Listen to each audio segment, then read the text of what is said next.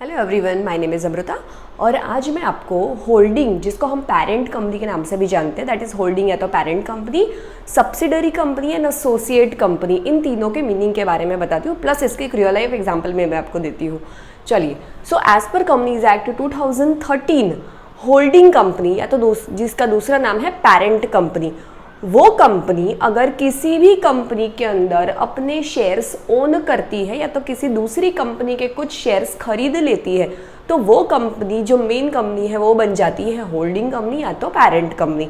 तो चलिए मैं आपको एक एग्जांपल के तौर पे बताती हूँ कि अगर मान लो कोई कंपनी है ए लिमिटेड, अगर कोई ए लिमिटेड कंपनी किसी दूसरी कंपनी के 100% शेयर्स ओन करती है, मतलब कि सारे के सारे शेयर्स ओन करती है, तो उसको हम बोलेंगे होली ओन्ड सब्सिडरी कंपनी।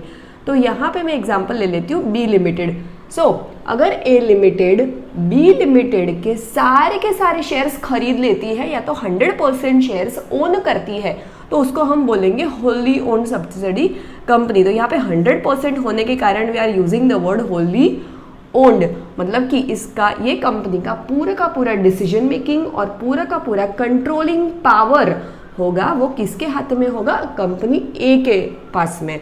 यहाँ पे आपको मैं एक रियल लाइफ एग्जांपल देती हूँ। आप में से काफ़ी सारे लोग मार्वल की सीरीज देखते होंगे, मार्वल की मूवीज़ के बहुत बड़े फैन होंगे, जैसे कि आयरन मैन सीरीज है, एवेंजर है, स्पाइडरमैन है, एट्सेट्रा। तो ये सारी कंपनी जिस मूवी सीरीज के अंडर आती है मार्वल, तो जो which is a wholly owned subsidiary company of Walt Disney को भी सब लोग जानते हैं, राइट। सो वॉल्ट डिज्नी मार्वल के 100% शेयर्स ओन करती है। सो यहाँ पे वॉल्ट डिज्नी बन गई पेरेंट कंपनी या तो होल्डिंग कंपनी, एंड मार्वल बन गया उसका wholly owned subsidiary company. I hope you got the point about the holding company and the subsidiary company.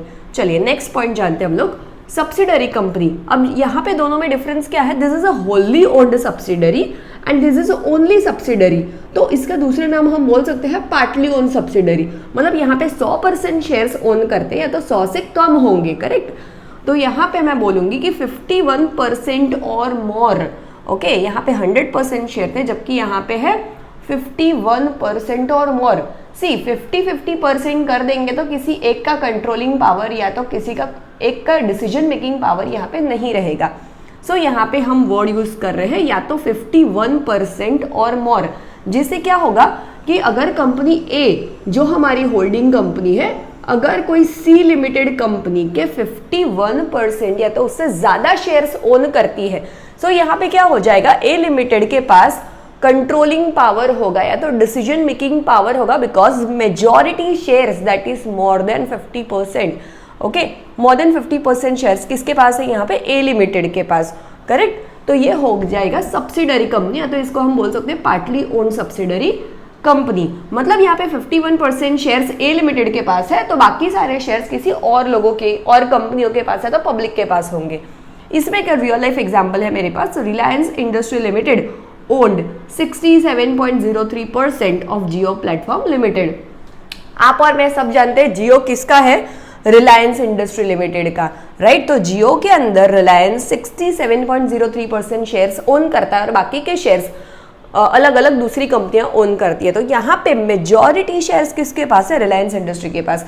So but obviously Jio platform limited का decision making power या तो controlling power या तो जिसको हम कंट्रोलिंग अथॉरिटी बोलते हैं, वो कौन हो गया, रिलायंस इंडस्ट्री लिमिटेड। तो यहाँ पे मैंने जियो का एक एग्जांपल दिया है। इसके अलावा आपको पता है कि Reliance is a very huge umbrella, जिसके अंदर बहुत सारी कंपनीज आती है, जैसे Reliance retails, Reliance footwear, Reliance retail etcetera. ऐसी बहुत सारी जो कंपनियां हैं जिसमें Reliance industry is a holding company and other Reliance group की दूसरी जो कंपनीज है वो सारी की सारी उसके सब्सिडरीज में आती है, बिकॉज रिलायंस इंडस्ट्री उसमें 51% से ज्यादा शेयर्स ओन करती है।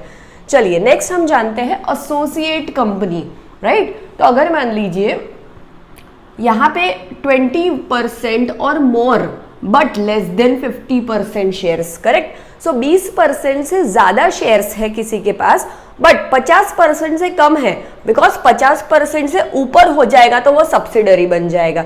सो 50 से कम पर 20% से ज्यादा, तो वो कंपनी कहलाती है एसोसिएट कंपनी। सो मान लीजिए अगर A limited is again holding company और द पेरेंट कंपनी, और कोई डी लिमिटेड कंपनी है जिसमें ए लिमिटेड 20% से ज्यादा शेयर्स ओन करती है, मान लीजिए 25% शेयर्स ओन करती है, तो अगर ये 25% जो शेयर ओन करेगी तो ये क्या कहलाएगी, एसोसिएट कंपनी। ओके, सो यहाँ पे A limited will be a holding company and D limited will be an associate company for the A limited. So इसका डेफिनेशन क्या है, 20% और more but less than 50% shares own by the holding company, right. So इसमें क्या होगा, इसमें हमारे पास जो होल्डिंग कंपनी है उसके पास 50% से कम पावर है।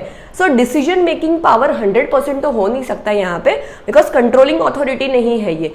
सो यहाँ पे उनके पास 20% से ज्यादा शेयर के ऊपर सिर्फ वोटिंग पावर में इन्फ्लुएंस कंट्रोल होगा, only influence control, not 100% decision making power और controlling authority, but you can say जितने शेयर्स वो होल्ड करते हैं उतना वोटिंग पावर के ऊपर इन्फ्लुएंशियल कंट्रोल हो सकता है, करेक्ट। सो जैसे इसमें एग्जांपल है, Mahindra and Mahindra limited owned 26.04% of a Tech Mahindra limited as per annual report 1920।